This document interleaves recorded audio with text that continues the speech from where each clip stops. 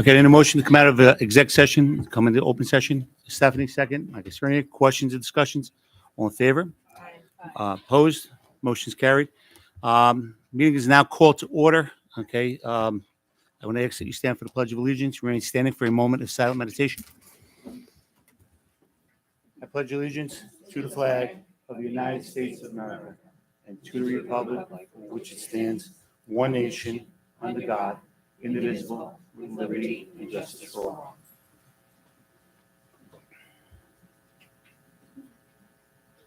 Thank you. Okay, I'm going to turn it over to Dr. Pelletieri to present the We Are Sachem Superintendent's Report. Mr. Scarborough, thank you very much. Good evening, everyone. I think we'll jump right in with our budget presentation. Michelle, are you guys ready? Do you need a minute? I could do a couple other things if. Thank you.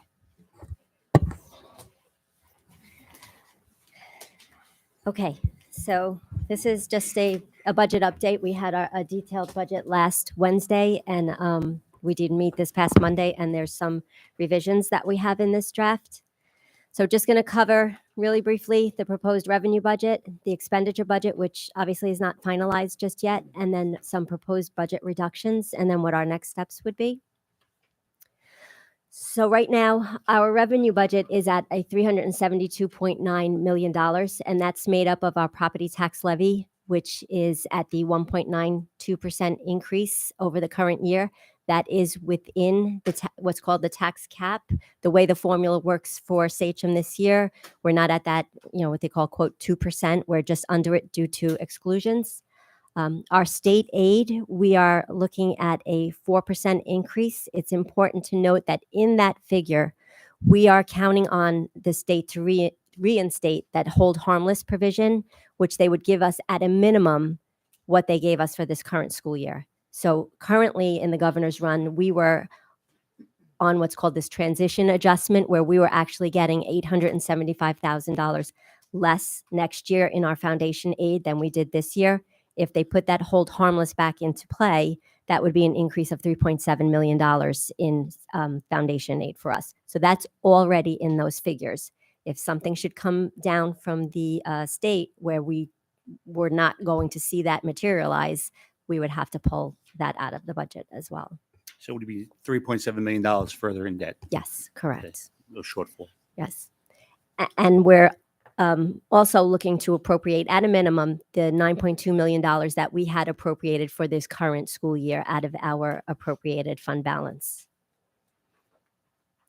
So our proposed expenditure budget, this is the budget by object, just which shows us the main categories. One thing to note that has changed from just last week, we are down approximately $574,000 because we did rerun all of our salary projections and the associated payroll taxes and benefits that go with those salaries. The original runs we had done towards the beginning of December, and there were enough personnel changes that we thought it best to run them again. So we did that over the weekend and pulled them in and did see a savings of roughly $574,000. But here you can see our expenditure budget is at $384.6 million. So revenues at the top for $372.9 million, the projected expenditure budget at $384.6 million. Our budget gap now is at just under $11.7 million. So that is the where we are right now, and we have to come up with a plan on how we're going to be closing that gap. So we have had some meetings and some possible scenarios on how we would get that gap reduced. And when we look at the main part of our budget, which we could see in that chart back here, is salaries make up 46% of our budget. And unfortunately, that relates to people. So when we have to close a gap that large, it comes down to people. So what we're showing in this slide right here is possible scenarios for closing that gap. So when we look at our teachers, we're looking at possibly 30 staff members at the elementary level, 30 staff members at the secondary level. We're looking at a possible 10 in the teacher assistant bargaining unit. We're looking at administrative reductions of over $700,000. We're looking in our non-instructional units between attrition and accessing 8 clerical positions, 10 facility positions. We are looking to bring a BOCES program, an alternate high school program, back from BOCES into the district. That would actually bring back approximately 5 staff members to run that program, and but we would overall see a savings there. And then it's the associated employee benefits based on the positions that would be accessed. And when that is all said and done, we come down to reductions of $10 million. So that still leaves a budget gap of $1.6 million. So there's still before more you work get- to yeah. do. Yeah, before you get to next steps, obviously there is still more work to be done. As you stated, and as I stated last week, a lot of the money in the district is in our staff. That's where it should be, and that's where it is. And so unfortunately, when it comes times like this, that's who ends up being vulnerable. And I know today the principals brought in many staff at the elementary and secondary levels, have conversations with those folks. It is no solace to anyone that I had that conversation myself when I first started teaching and ended up at a different school and ended up later becoming principal of that school. I mean, things happen, right? It's pretty incredible. But that is, again, as I said, no solace to anybody here and is certainly upsetting. We'll continue to work at it. We continue to work with our groups in the district to try and get that number down in any way, shape, or form. We don't have a lot of programmatic alterations on here, but that is certainly on the table. I hate to say, but just like I hate to say it about these other things and our folks that are facing this. So there will be talks and continued talks around this. This is our 3rd meeting in the past 7 days, and we will continue to meet as often as possible till we get this done for our community. When you talk about programs, what programs would we be looking at? Like specifically, so the community knows what Yeah. possibly could be at this point. Well, we'd have to look at sports, we'd have to look at extracurriculars, and we'd have to look at clubs. I don't know if I'm missing anything right now. Some of our course offerings. So less electives. That's correct. Fewer electives, yes. Other questions? There is one more slide. That's really just next steps. I mean, our next meeting is April 3rd, and that would be, the final work in process budget, unless, we needed to add meetings or if there was more information coming from the state. Right now, we have the budget adoption scheduled for April 16th. I think we have until April 22nd or 23rd that's the drop dead date that we would have to adopt by. So we could push that back if we needed to. And then we go to a budget hearing on the 8th, and then May 21st is our vote. So every one of these things hurts, right? We talked about this last time as well. You build a system over a course of years. You come out of COVID with a system that I think we could all be proud of. And then we turn around and we face a situation like this. And it's heartbreaking for me on a personal level and a professional level. And I know each and every one of you have been sitting back there with us and out in the community talking with people. It is far from what we want to do. I can talk about it all night. It doesn't bring solace to anybody or our parents or our school community or staff who work extremely hard for us. Okay. Mr. Cerny? Yeah, hi, Michelle, just a couple of questions because I wanted to, looking at Monday and I'm looking at tonight. In that proposed budget reduction slide, that 11.6 million, that already has in that shortfall already boiled in the attrition. People that are attrition, they're retired, we decide not to replace them. 35 teacher retirees have already been factored into the budget, and we still have that 11.6 million. So that's 35 staff members, educators we're not replacing. Mhm. And how many TAs? It was 8. 8, right? 8 TAs that we're not replacing. So that's 43 staff members that we are already going into Mhm. next year without. Correct. Can we go back another slide? Sorry, one more. That one. So Monday, I think the percent change on salaries, I seem to recall 2.74. Yes, so we reran all of the projections this past weekend because the original projections we had done around December when we did the first draft. Right. But there were enough personnel changes that happened over the last couple of months that we thought we would run them again because we knew we had estimates in for staff members that we knew were going mid-year, but now we knew who replacements were. So we had more concrete numbers to put in. And by rerunning those projections and then the associated benefits with them, we were able to reduce salary and benefits by about $573,000. Okay, so that 2.52 is actually even firmer than the number you showed me Correct. on Monday, right? All right, so as I pointed out Monday, and I want to point it out again, 46% of our budget is made up of salaries, and that's the one thing that we really had the most control over, right? That 2.52 is, again, the product of good faith negotiations between ourselves, our units, right? And we're bringing that thing in. If I recall, February adjusted inflation was 3.2%. So half of our salary is not even rising at the rate of inflation, right? Yet somehow all that good work is going to be penalized by things out of our control. I mean, we can't go back to the state and say, you guys didn't manage your pension funds adequately, and we're not going to give you $9.3 million. We're only going to give you $7 million, right? We can't do that, unfortunately, right, Michelle? They probably would frown upon that. They take it right from our state Yeah. aid. We don't even send them a payment. So a lot of our angst is caused now by things that we don't control, right? The only thing we do control is our salary lines and what we can ask the community for. And I still think this board should consider looking at a budget that at least goes to the rate of inflation at least it might be even more come May, right? Because it ticks up every month a little bit. That we at least propose or look at piercing the cap.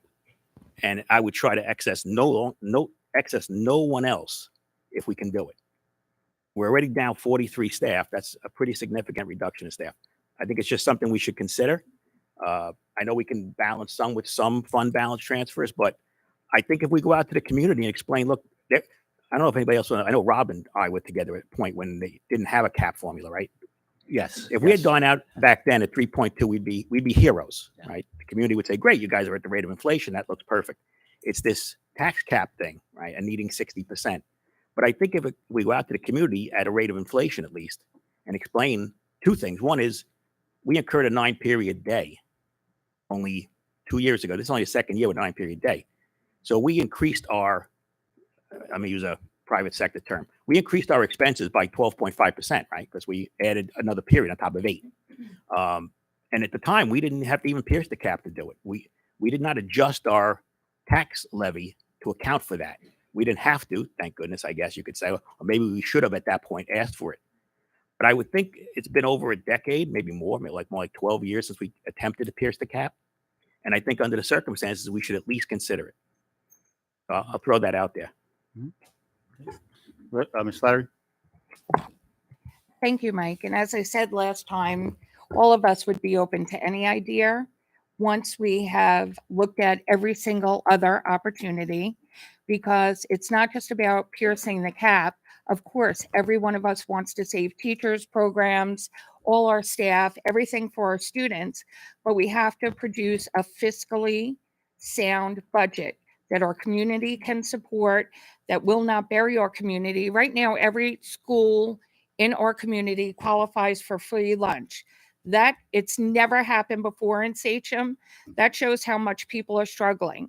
We have worked so hard from bringing our reserves from 16,000 when I was elected to now fully funded at 60 million by fiscally being responsible to our staff, our students, and our community. So before we just look to pierce a tax cap and penalize our community, our reserves that we have funded, our negotiations with all our units, and our good faith with everybody, we have to look at everything and not just say, let's just pierce the cap and go out to our community, because as what happened last time, like you said, it failed and it hurt our community. It hurt our good faith with our community. So yes, I would agree to pierce a tax cap when every single other avenue, from reserves to negotiations to everything else, has been exhausted. And I feel that is the only way to save what we have built, and I have been on the board for the past 10, 11 years building, then I would consider that. But until that's done, no, I'm not in favor of that. Okay. Any comments, questions? Unfortunately, we're in a situation we're in, and because of the fact that we have $22 million worth of federal grants that are expiring, that probably should have been spread out over a 5-year period instead of a 2-year period. And at the same time, we have a decision that was made up in Albany to change how they calculate foundation aid. And the problem you have is that you're looking at a formula that was 25 years old, and how we educated 25 years ago, and how we have to educate kids today is very, very different. There's a lot of unfunded mandates and requirements that we're required to do in order to be able to operate. So yeah, I understand that they look at the enrollment and they say, well, enrollment's dropping, but it doesn't mean that it changes the cost of educating children. In school districts across Long Island, throughout New York State, 325 districts were shortchanged as a result of the decision that was made to change the foundation aid and hold harmless. And that's problematic. Every time we're in this situation, it's usually something that the state does. And now we're stuck carrying the ball and trying to figure out how we're going to do this without creating, cuts to student impacting, programs that impact students. But we have to. I mean, I'm looking at our next meeting of is it the 3rd, right? There's a lot of time between now and then, and there's no way we're going to be able to balance this and get this under control, okay, by having a meeting 2 weeks from now. We're going to have to do tentative meetings, okay, and schedule meetings, even if it's 2 or 3 meetings a week, until we can figure out a plan to really, like I said, make sure that no stone is unturned. Okay, we've looked at everything. Mike, I agree with you. The conditions back then were different. If you remember when we pierced the cap the first time, it passed. The second time, the community asked us to pierce the cap. I stood in front of 900 people from the community, and they said, please give us a chance, give us an opportunity to pierce that cap so our kids don't lose things. And we were ready to adopt the budget that night. And we said, look, in order to do that, I think it was 7.49%. But the conditions changed because what the governor held over every taxpayer's head was the fact that, well, if your district pierces the cap, you're not going to get that home rebate check of $1,200 that you're anticipating. So not only will you be paying more for taxes, okay, in your school taxes, but you're going to lose $1,200 in a revenue check. That doesn't exist today. It doesn't exist today. So 7.49% is different than 3.5% for sure. And we actually almost passed that by 58%. And that's the other problem you have, is that 58% in any other municipality or government agency is a passed resolution. But school districts are held to 60%. And it's just, once again, communities should have the opportunity to say what they want, okay, in their schools. And if they're willing to pay a little bit more to keep sports programs, to keep class sizes smaller, they should have that opportunity to do that, and not at a 60%. Even if it dropped to 55%, it would make it a little bit more fair. But this district and this Board of Education has been fiscally responsible to our community members for many years. Prior to a tax cap, we were at 0% and 1% budgets. One year we had a negative budget, okay, and we were able to implement programs. And back then, the state shortchanged us $20 million arbitrarily, no reason, and they held that $20 million for 6 additional years. So we lost $138 million in state aid. This is not something that's generated by the people that are sitting up here, the past board members that are sitting up here. This is generated by decisions that are made in Albany without thinking about the impact that it has on kids and children and staff. So, look, I don't disagree with you, Laura. I think we have to look at every single thing, and it's going to have to happen over several more meetings. But to Mike's point, Cerny's point, if we have to give the community an option after exhausting all those avenues, then we probably should. We should definitely look at doing something like that. Get it, Laura. And as I said before, and I'll say it again, if we come out with a budget that pierces the cap, and I feel it is fiscally responsible and saving all the jobs, every program, my hand goes up to support it.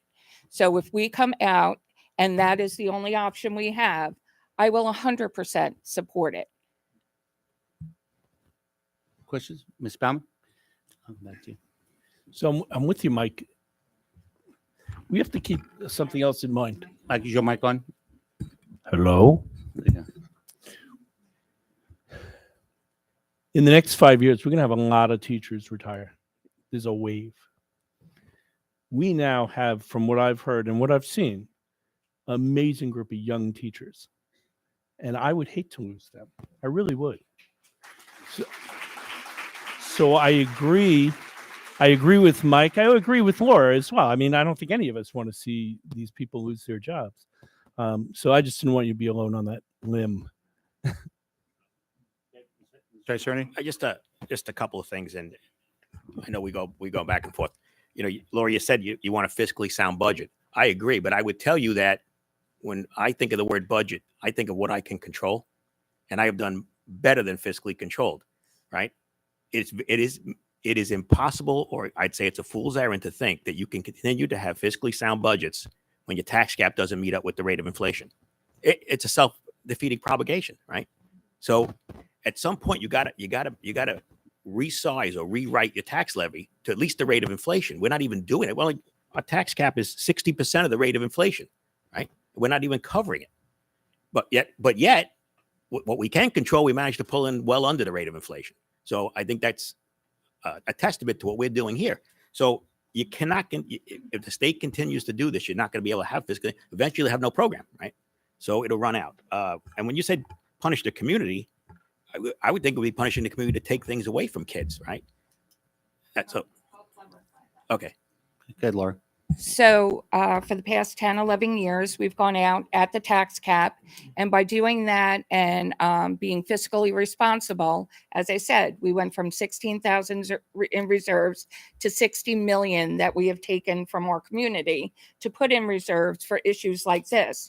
So instead of piercing a cap, I would look at taking more out of our reserves for this year, like Matthew said, save our young teachers if we have to, because our community has continually passed our budgets for the last 11 years at the tax cap that has allowed us to become financially stable, build our reserves, build a capital reserve, and do all of that. So none of us wants to lose our young teachers, but why risk going out with a budget that pierces the tax cap that may fail as it did last time because you need 60%, because we're not just talking about the members of the community that have students in school. You're talking about retired people on very fixed incomes. You're talking about households that can't afford their grocery bills right now.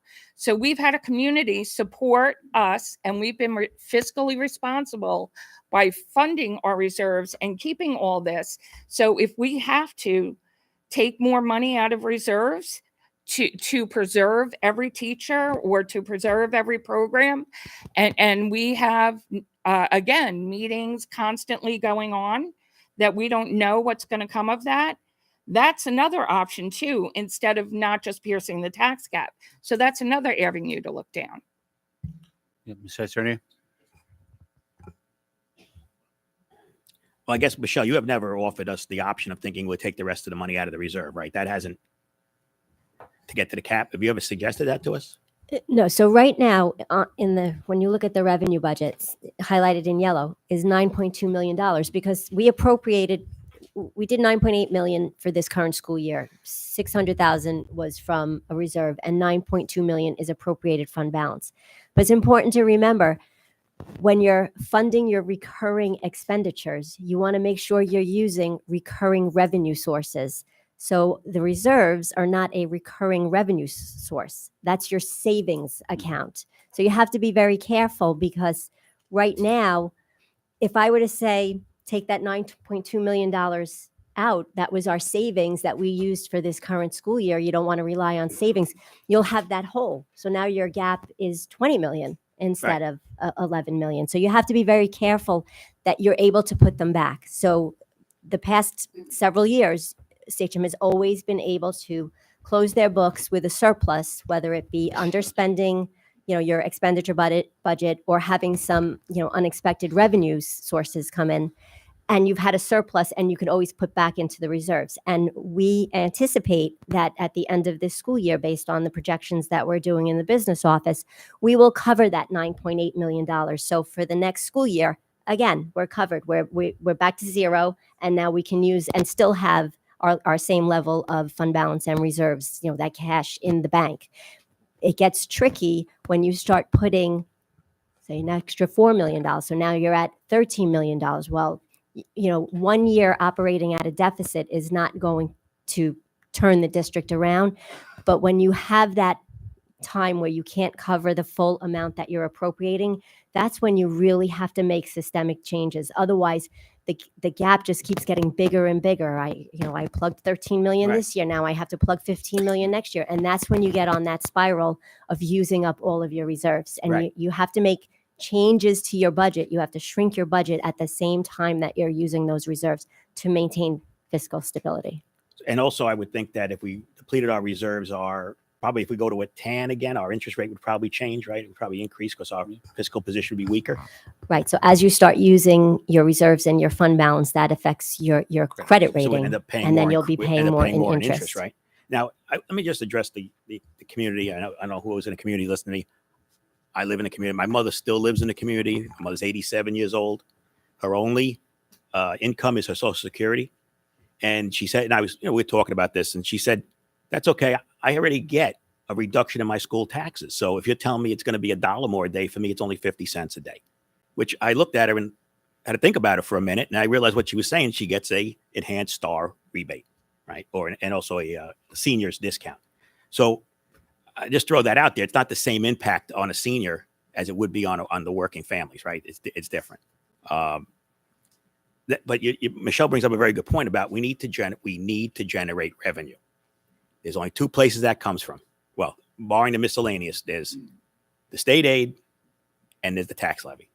We need to reset the tax levy. It's been 12 years of not doing it, right? Now we have this 9-period day. We need to push the revenue stream higher. So next year, when she calculates the tax cap, we're calculating the tax cap against the higher tax levy. I'm just going to keep throwing that out there. I mean, at least the rate of inflation. That's what we should be looking at. Yep. Mr. Baumann? I don't want to keep agreeing with Mike, but I agree with that 100%. And also, Sachem has really become an amazing district. Like Laura said, building year after year after year. We've added middle school tenants. We've added the 9-period day. Anybody see that Peter Pan show? It was unbelievable. We're becoming a top school. If we weren't already, we're really becoming a top school. So I agree. I think, if we want a top school district, we may have to pay a little more for it. Okay. The comments, on the board? Meredith? So I go back and forth because when you go to meet the candidates night and you haven't sat in this seat yet, without fail, you are always asked, would you ever pierce the cap? Like it's the scariest thing in the world. And rightfully, when we hire a new superintendent, it's one of the questions we always ask in an interview. And it is a very, very scary thing. And Mike brings up some really, really good points, and Laura combats them with very, very good points. Brings up debates. Are you saying, Michelle, that if we did use more from reserves this year, and we didn't make any changes, any of these changes that we're thinking about changing, any cuts or whatever, that we would be sitting here, the same board next year in the same exact position, Yes. and trying to make these same decisions? So we're just really plugging a Kicking- hole for a year, Yes. and then these poor and while young you're teachers that we love are Right. going to end up in the same position next year. Right. And as you're plugging that hole that you're plugging becomes bigger and bigger, and you're relying more and more and more on your savings, which even in your home budget, once you see that you're constantly funding your daily operations out of savings, you're in a bad way and you have to make a change. And Not unfortunately, saying it's we're not there yet, just us. because we are putting back all of our reserves this year. And like I said, if you operated 1 year where say you used $12 million and you made back $10 million, you're still in a good place. You still have a good level of reserves, but that's a sign that a change has to be made to maintain, keep the ship rolling. Vinny? Yeah, so I've used the term sort of right sizing or optimizing. I think we still need to go through that exercise. I think this is very drastic. So hopefully we can get better at this. But Mike, to your point, this is why I brought up the whole concept of, consumer price index, right? 3.5%. I think some numbers that were being thrown around were not very legitimate. So if we use something like inflation, that's a legitimate number, perhaps the community can get on board with that, right? But again, we can do that as long as we continue to optimize, right? Again, drastic, but we've got to look at some of this stuff, as Laura said, right? So. Any comments? Sabrina? If we choose to pierce the cap, let's say at the 3.5%, what position does that put us in the future? So is it a one year Band-Aid, or is this something that's going to project us in a better position for years to come? Especially So- that what Matt said, we do Right. have a huge wave of retirement coming within the next 3 to 5 years. Kind of put all that together, what would that look like? So I think we projected at 3.5%, it was roughly just over $3 million, I believe, in additional levy. So what that does is the levy formula, as I show in each of the first budget presentation, that 13-step formula, your starting point in a new year is where you ended the prior year. So all of the calculations, the tax-based growth factor, that 2% or the CPI, are all based off of that ending number from the prior year. So if that number is higher this year, then we're starting in a higher place and you're almost resetting, where you were. And then that higher number calculates into the formula going forward. So for the on average, if we went at this rate, what's the tax change for a person? Is that like it's like $120? You're talking about at 3.5%. If we would, No, at the current current 1.9 one, okay. versus the 3.5% around. So at the current 1.92%, the I know annual we have 3 different change. towns, but just an average. So on average, it would be roughly $130 annually, based off the three Right. towns at the 1.92%. If you went out at 3.5%, it would be roughly $240 for the year. So the incremental cost by going from 1.92 to 3.5 would be about $100 a year difference per household. per household. Okay. Right. Okay. Well, just to add to that, just because I when we met with Rob and I know Meredith, you were there. We met with the NYSET president, 2 of our elected officials, Doug and Dean Murray. One of the questions that they asked us was, what is going to be impacted by these budget cuts? Mhm. And I know for one of the things I said was, I have a high schooler, and that elective packet is amazing. And he loves all his classes that he takes. I would hate to go back to these kids and say, we're cutting that elective because we don't have the staff for it. And then these kids, their applications to colleges are going to change, their clubs and activities, the things that are going to put them at that top point for where they want to go, whether it's college or career, is not going to be there for them. So we also have to think of those kids who are kind of on their way out. Yeah, we could recover years from now, but these kids here, we're hurting them, the most.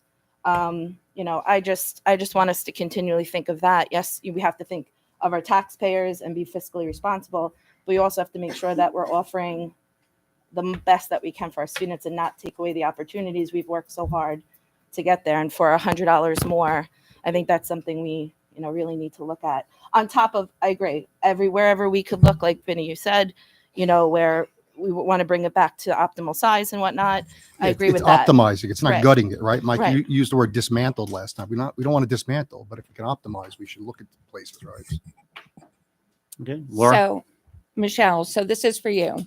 So do you think we have fully looked at every single budget line and the only thing we have right now as an option is to pierce the cap to maintain our staff and programs? Yeah, We have done everything that we can as of right now, and the only thing we have left to do is to pierce the cap.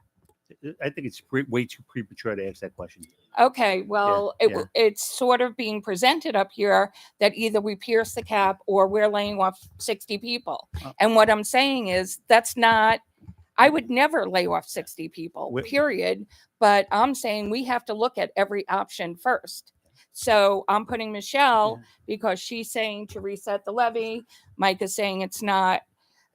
Sabrina is upset, cutting programs, cutting whatever. Anybody who's watched me for 10 years that thinks I'm in favor of cutting teachers and cutting programs, you obviously don't know me too well. Yeah. So what I'm saying is, Michelle, do you think we've looked at every opportunity and every single thing, and our only answer right now is to pierce the cap? Michelle, I can answer that, and I apologize, Laura, but we still have more work to do. We obviously have work to do. Obviously, this is why we have this discussion now. We still have a gap here that we have to talk about. So we still have work we have to do. That is still ongoing. Well, Laura, I don't think, okay, Mike is asking to make a motion tonight to go out with a Pierce budget. What he's saying is that in order to save programs, in order to save staff and young people, okay, that might have to be something that we go to. And I don't think anybody disagrees with it. But when we talk about using reserves, using more reserves is going to get us in deeper problems. It's going to. When you I'm look not at, saying using 20 million in reserves. I'm saying to plug in a gap because, as Matthew said, you're going to have teachers retire next year, the following year. It's something that we work to build this. So when we hit this point, we're not like we were in September 2014, and we had this problem and laid off 200 people because we only had 16,000 in reserves. So we worked to be here to weather storms that would come from upstate, from Albany, that put us in situations. And we worked and we taxed our community to get here. So we would never have to dismantle like what happened when my son graduated, all the programs and cut everything. That's what we all worked for. what saved us, just for the record, what saved us was the 5 years of fighting, going up to Albany in groups of 300 people, okay, and speaking to our elected officials. And finally, Joe Napolitano from Newsday doing a 3-page story that ended up in Newsday that really told our stories of how we were short funded. Okay. And what saved us is we got the 16 plus $4 additional million the following year. We were made whole. So we automatically took that $20 million and put it into reserves. That's what did it. You know, we could not advance. We could not, implement new programs and we were struggling. But once again, that was caused by the lack of state aid that was presented to us by New York State. My concern is that even if we use additional $3.5 million in reserves, now we have to make up $12 million next year. And if we come short in making up that $12 million in surplus, now we have some really systemic cuts, some really bad things that have to happen, draconian type cuts. And that's what we have to try and avoid. I mean, that's not good budgeting to continue to take it out of reserves. Especially when you're talking about $110 a day, but we're not there. Give me a second. Yeah. $110 a year, a year. Total. Yeah. We're not quite there yet. I mean, we still have some things that we have to look at, but in order to protect our future, okay, as far as reserves and potential, draconian cuts, that might have to be an option that we look at, because I'm going to tell you, I've sat in this seat for a long time and I've watched some amazing educators have to lose their jobs. My wife was an educator in this district and lost her job, okay, as a result of budget cuts. And I have to be honest with you, it is devastating. It takes a long time for those educators to recover from that. The loss of confidence and self-esteem, and to nothing that they've done wrong. The state did it, to us. So we may have to look at that. It's something that we may have to, visit, not tonight, but over the next couple of meetings. If we can't get that number down, I mean, we're looking at a tremendous loss of a lot of things. And I'll make it very clear for the community. Course offerings, sports teams at the middle school level could be cut. Co-curricular clubs, we were talking about a 50% reduction, okay, in co-curricular club funding. That's 75% of our co-curricular clubs. That puts kids out on the street and nothing to do after school. That is not healthy. We saw an uptick in crime and problems with our youth when that happened back then. Staffing, reduction of staffing increases class size. We worked so hard, okay, to keep our elementary class size down. And to be quite honest, we need to work harder to get our middle school and high school class sizes down, because we have kids in really challenging, rigorous courses that are at 32, 34 kids. What are we going to make it? These cuts could drive that number up to 38, 40. And that's what we have to try and prevent from happening. I'm going to come to you. So mental health, this whole concept of our kids are out of the woods, post pandemic. Our kids are not out of the woods. I'm in classrooms where our kids are still struggling. They're with you one day and then they're gone for 3 weeks and they're in South Oaks. They have not recovered from that yet. And to lose mental health counselors and increase class sizes and lose all these opportunities for kids would be devastating. It would be absolutely devastating. So everything is on the table. Everything as far as cuts, everything as far as options. We're going to continue to work with our bargaining units to see how they can help us. That's something that we're gonna have to do. But everything is on the table as far as dropping that deficit. Because if the governor doesn't come through with this hold harmless, we're looking at $15.4 million in cuts, and that Sachem will not look the same for the next couple of years. To bounce back from that will take several years, and that's what we have to consider. Go ahead, Stephanie. I'm sorry it took so long. No, it's fine. I'm not against piercing the cap if that's our last resort. So that's what I agree with Laura. And these are people out here who have to feed their families and are trying to buy a house. So with that said, this is also, 200 boxes of pasta for a family and co-pays and medication. So we have to weigh the human cost on both sides of this and what's best for our students. So I'm not against raising the tax cap, but we really have to, like Laura said, go out and piercing the tax cap, go out with something that's responsible to both sides. Because most of these people, I'm assuming, live in Sachem. So they're going to be feeling the pain too, but I don't want to, God forbid, I'm part of someone who can't feed their kids. And you guys know that that's a huge thing for me. I get emotional about it. So again, I agree with Mike. I agree with Laura. So I don't know if I made any point, but it's there. Yeah, Rob, just to clarify something, right? So even if we go out with a piercing, right, let's just call it 3.5%, we're still going to have to hit reserves to the tune of probably $3.5 to $4 million in addition to what we have. So I think I heard something different over there before, but that still has to happen. Comes back. Unless that additional state aid comes back, right? Okay, yeah. Either way, you got to hit reserves plus the piercing. Yeah. Sabrina? So just to clarify, because I don't want you to think that I'm saying you were, but the reality is that as a community member, when I'm having conversations with people in the community, it's like crickets.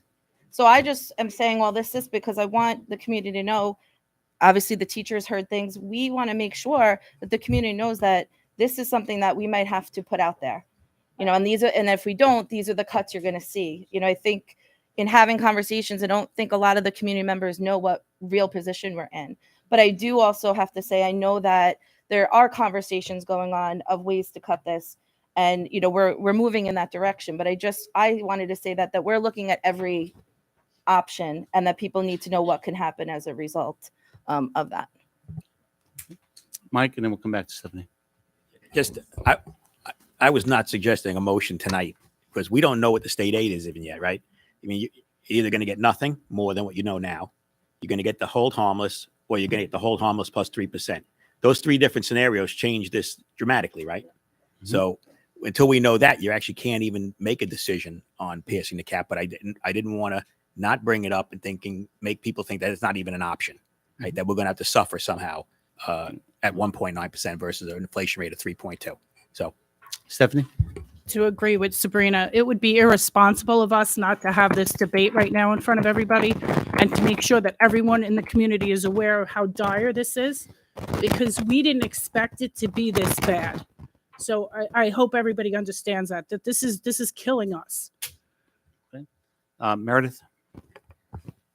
So, Michelle, so part of what is going on here is the hold harmless, and we get that. And you made this budget feeling because our politicians have all told us they will not pass a budget that does not include safe harmless coming back to all of us.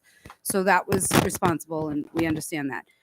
But there's also another piece of the foundation aid and all that pulls several $1 million away from this district. And no decisions have been made on that money. So obviously it's not responsible for us to even think about that money, right? So, and again, because the last time I missed the last meeting, but the meeting before that, I was pretty dumbfounded at the fact that every school district has to adopt their budget by a certain time. And even though we say the state has to do the same thing, they're allowed to get away with it and we're not. So again, we are playing with people's lives, and $240 doesn't sound like a lot to any person on this board, but $240 in an annual budget, it's $20 a month. And again, there are people, and I've been there myself, being a single mother that was on the verge of homelessness, that if you told me I had to give you another $20 a month, I will tell you that you might as well have asked me for $2,000 a month. So there are people in this district that exists. That's a real thing. $20 a month to them is a real thing. So I don't want us to throw that around and be like $240 a year. No, that's a real thing, people. If we waved this magic wand and she made us whole and gave us back everything that the governor is taking from every school district, because that's the other unfortunate part, is anybody we lay off is going to have a hard time finding a job, because Riverhead just laid off more. Amityville's laying off more. All these school districts are doing this. So if she were to wave her magic wand and give us back that money, we still have to look at this moving forward. We still have to do things like maybe increase class sizes to be able to keep things moving in the right direction. Is that correct? Correct. So if we were to get the hold harmless, which is already factored in Right. there, there's talk of 3% on top of that. So if we got another 3 million on top of that, the gap is 11.6 million. So there are still changes that have to be made. We have to look at everything. And if we said maybe we could dip into reserves this year, we'll probably all be the same board members next year. And we say maybe we dip into the reserves this year to save the young teachers that are coming in, and they're all tenacious and we love them. We would probably, even if she gave us back the additional money, we would probably be here making these thoughts again next year. But is that an option? Like, I don't want to dip into our reserves every year, because if Meredith, you do can that, you use Dylan or Laura's microphone? I don't know what it is. it's not mine. It's everybody's doing it. They're doing it before too. So, yeah, this one's doing it too. It's probably the news camera in the back is probably affecting the rest of us. So, sorry. It's like at home. If I want to go out and buy a car I can't afford, and I have money in the bank, and every month I go and I take that money out of my savings account to make that car payment, it's never going to get any better. So I have to sell the car and say goodbye to it.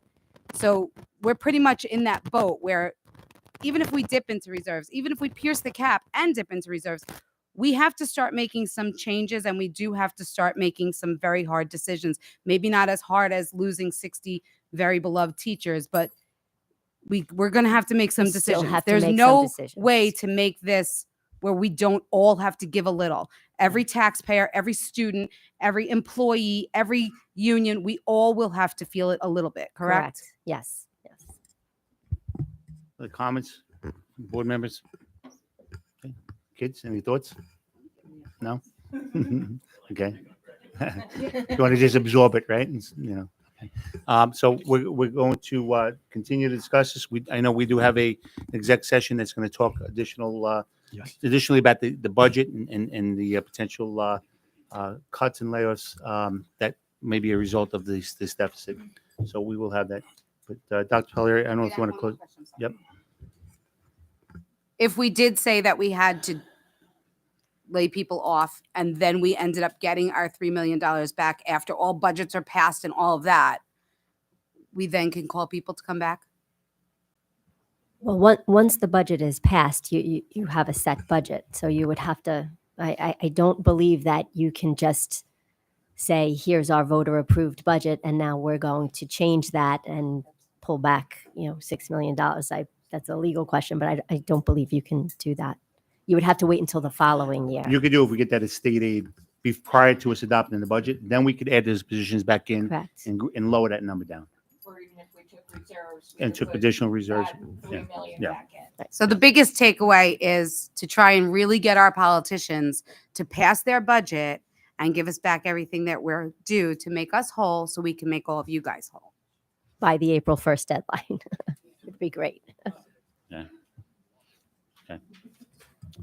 Dr. Pelletier, if you want to make closing comments on. Yeah, on this. thank you very much, Mr. Scott. Well, we're also talking about, we love the heck out of our more senior teachers as well, right? And our clericals and our custodial, our administrators, all these folks are TAs and aides and librarians and hall monitors, all of these things, our coaches, all of them are certainly something that we'd hate to see go. And we have a real responsibility to put out a fiscally responsible budget and provide for our students. And we'll continue to work to do that.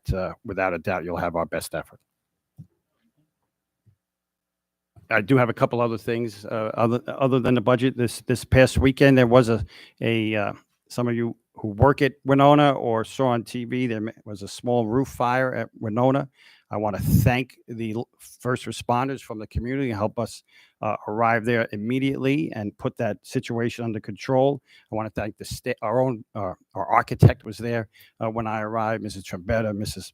Sarakis, many of the staff, the principal was there, our custodian was there to talk to him, how he was so scared when he heard about the fire. He was at the library with his kids. He ran out, he made sure his wife had the kids, and he literally ran out of there and started talking to me about, he practically had tears in his eyes about my building, so scared. And yet by Monday morning, our staff and the folks that we brought in had that building back up and running and the roof patched and able to work with our kids and have that school open. I just want to thank all of those folks that were a part of that.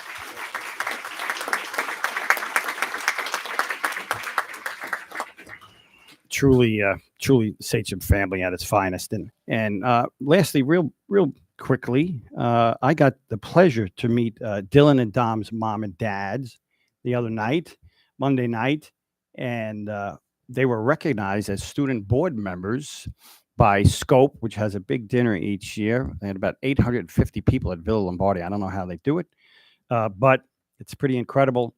And these young men were honored. They were up on a stage with some board members in some other communities, and they were the only student board members recognized on all of Long Island that I could see, right, guys? The only student board members. So I want to commend them. I want to thank their parents.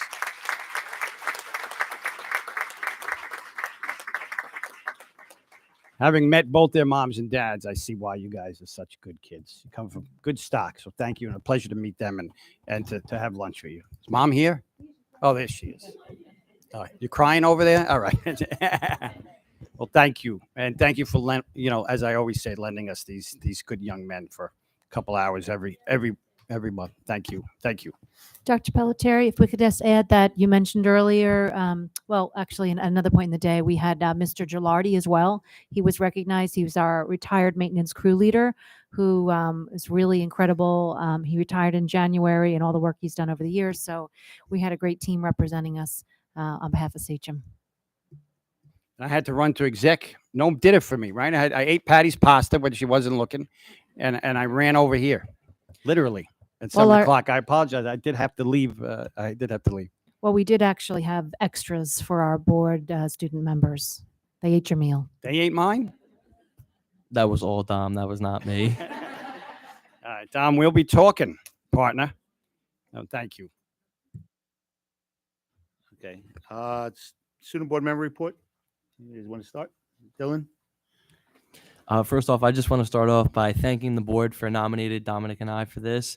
I think it speaks to more so the accomplishments of my entire grade as a whole, because this is not all me. This represents what the people I've worked with and what the people that work without me do. And I think this is so much more of a reflection of the great work that this school does. So this isn't me. Dylan, hold that up. It is you. Hold that up for a second. Show me.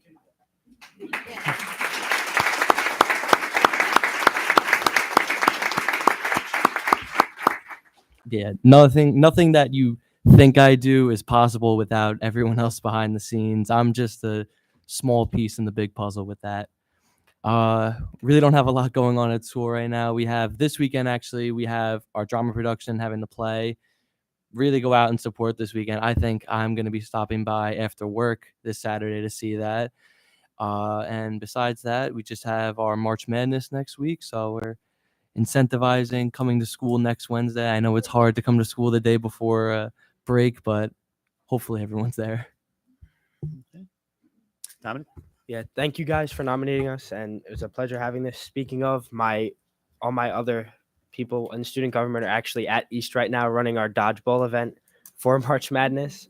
So I got snuck out of that for this. So yeah, thank you. Nothing much. It was we actually got to practice side by side today while we wait for our fields. So it was pretty interesting. And then our drama club is also having their thing this weekend. And then they are doing West Side Story. West Side Story. Yeah, so that'll be interesting. I'll try North to is doing get over there. Anastasia. Dom, hold yours up as well. Let people see. Dom got a plaque as well. Very nice.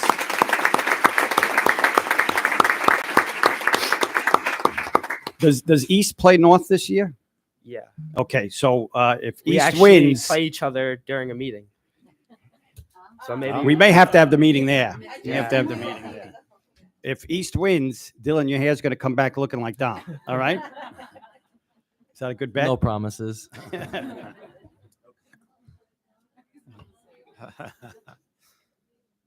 Okay, thank you, guys. Okay, item D is the approval of minutes. For the March 13th meeting, a motion, please. Okay, Matthew Bauman, second. Stephanie, okay, questions or discussions? All in favor? Opposed? Motion's carried. Okay. Item 3 is visitors. We have 3 visitors. I guess the first one, I'll call up Maria Sanders.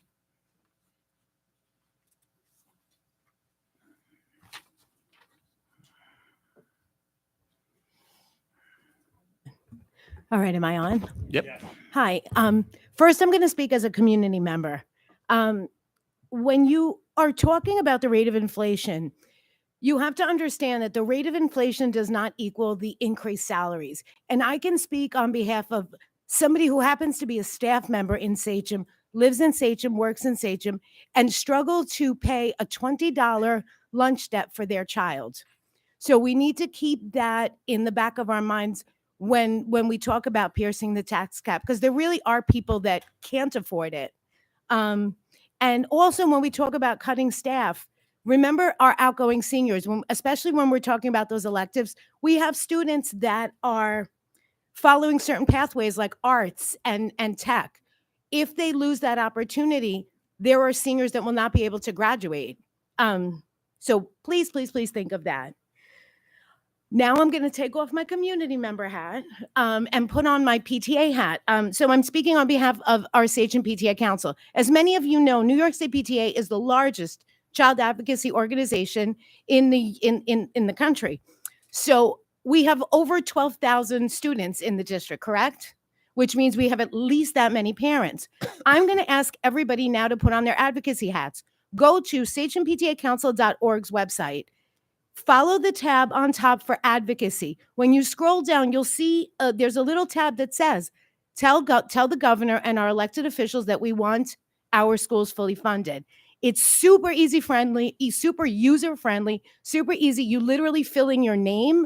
There is a pre-populated letter. You can add your own little piece to it, but you don't have to. You can literally fill out your name and address and hit send.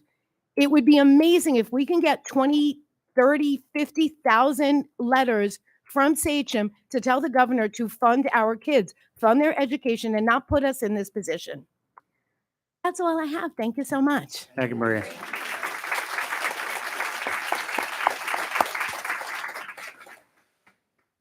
Rick Harrison?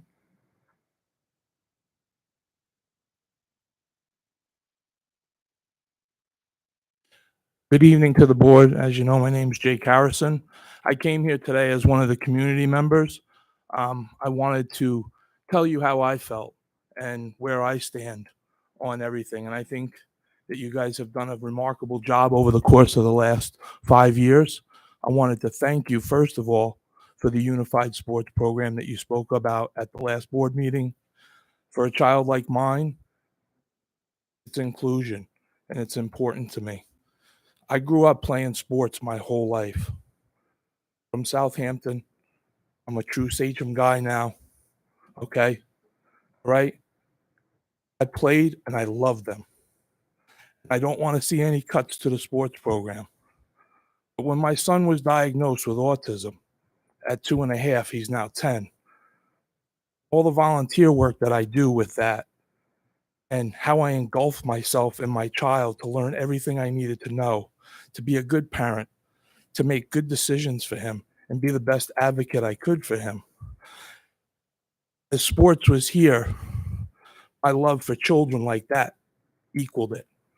And that's why I volunteer so much. I guess what I'm asking is for you guys to come up with a plan. I worked for UPS for 27 years. I worked for Amazon. I know about budgets. I know how hard it is. I don't envy the decisions that you have to make. I've made them. The most important thing I learned is when you're a leader is that disagree and commit. People are always going to disagree with the decision that you make, but eventually they will commit. What I wanted to say, though, was this. My hope is that you'll come up with a plan, whether you're using the reserves, because there's been a lot of great arguments back and forth with that. And I want that to continue, all right? Because my most important thing, and the most important thing I learned as a parent, was how important these people behind me are to my child and to the other children with special needs. These people help us so much. You have no idea the burden that we carry day in and day out. And it's not an excuse and it's not a cop-out. We work very hard, and so do they, to help us, arm us with the tools that we need. So at the last meeting, I heard Mr. Piccarello say about, when we talked about the sports cuts, which I prefaced, I love sports. I don't want to see it. It's inevitable that cuts are going to be made. All right. But when you talk about detrimental and you talk about impacting, think about me. Think about the atypical children in this school, because they're included as well. And think about our kids with special needs that are in dire need of these programs. And I realize you don't have all the control over it. As I know, I'm very informed, as I think you can see.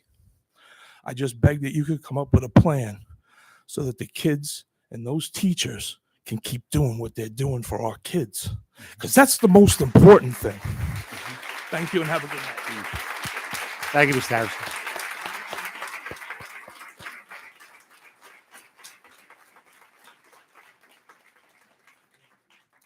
John Weston.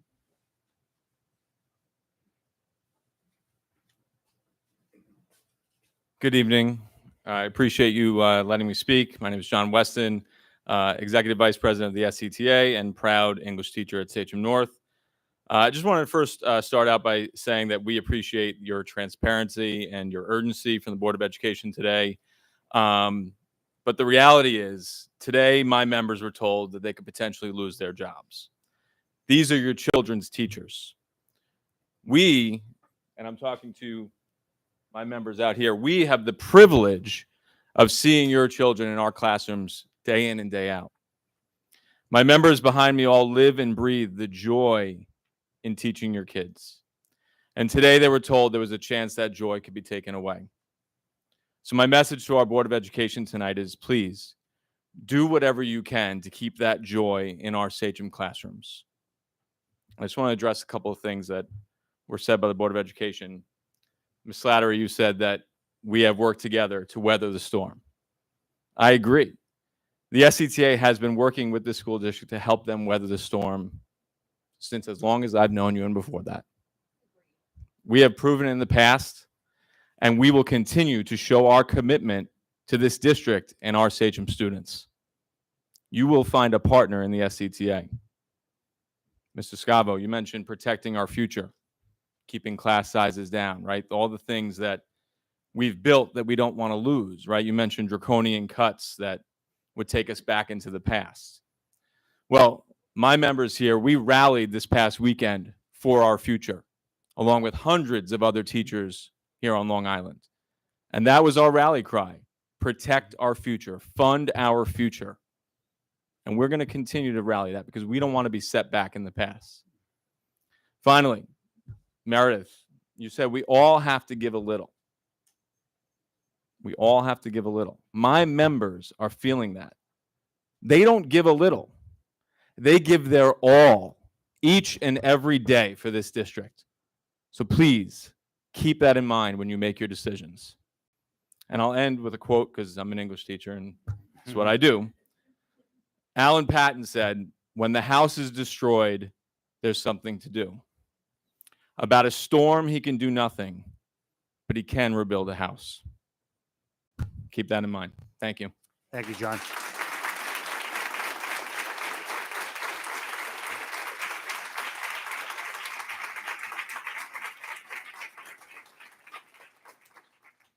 Allison, any other visitors? No.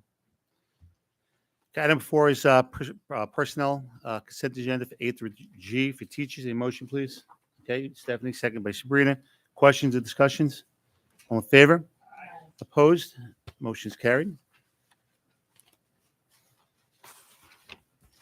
Item 5 is personal consent agenda A through G for support staff. Any motion, please? Stephanie, second. Laura, questions or discussions? All right, all in favor? Opposed? Motion's carried.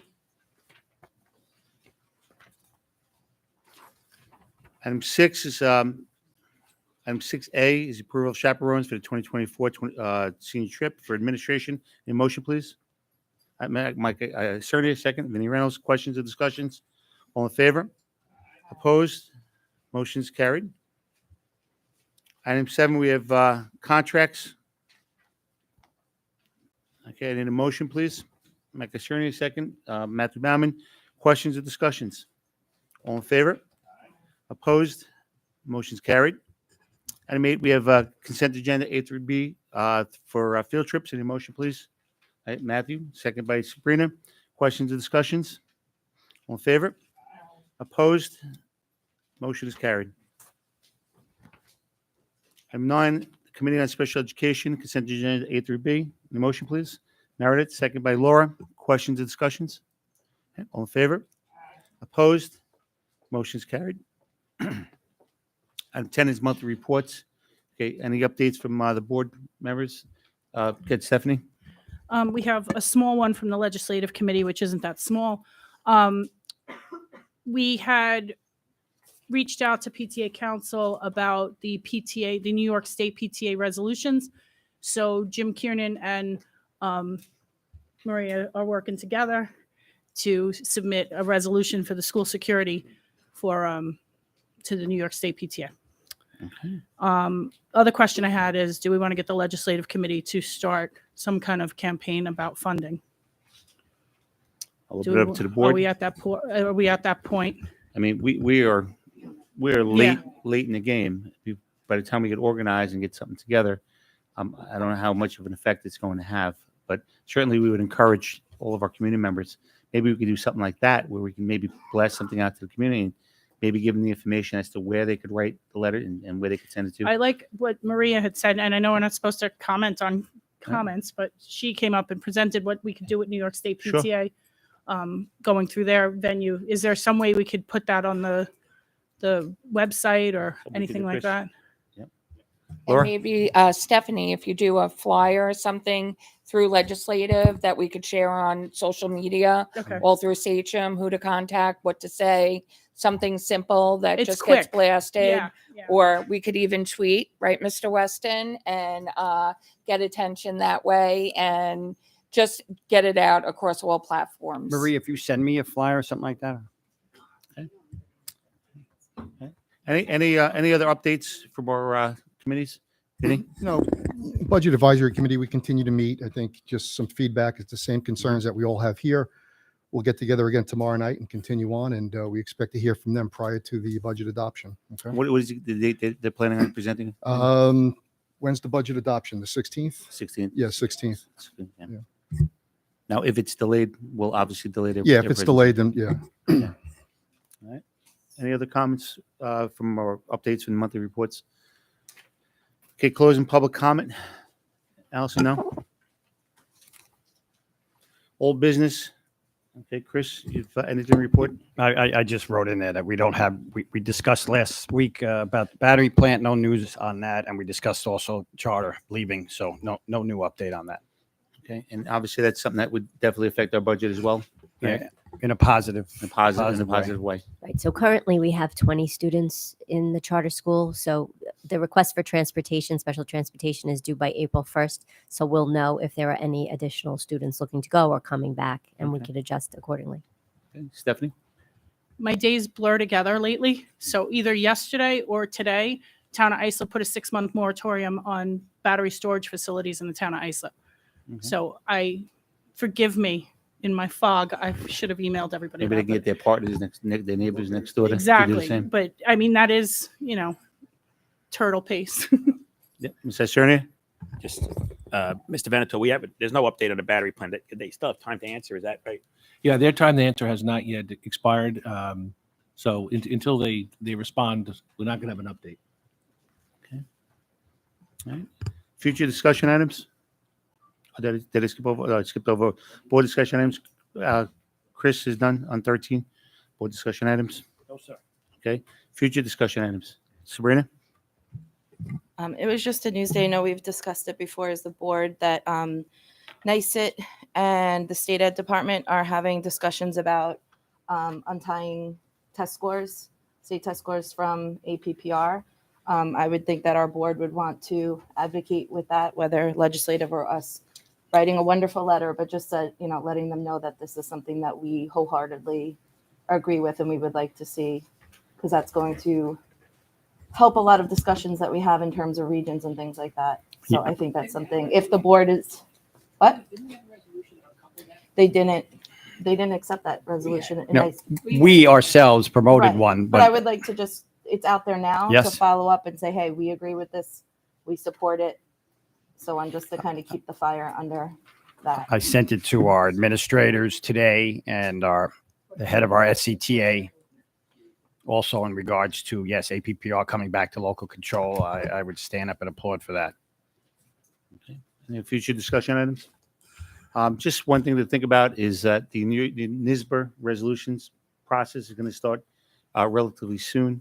If there's any, resolutions that you think are worthy of us proposing, okay, and certainly I definitely have some that I would be interested in. Maybe we could set a date where we could actually present the concepts or ideas and maybe put on a paper and look to submit them to NISBA. So that is coming. Allison, what is the date? Okay. All right. So just something to think about, and as to what you think you want to submit as a board for NISBA to advocate against or for or whatever the case is. Next meeting is scheduled for April 3rd here in the boardroom. The motion to go into exec session to discuss personnel matters pertaining to the budget. Okay. Stephanie, second by Vinnie Reynolds. All in favor? Opposed? Motion's carried. Thank you all. Thank you, everyone.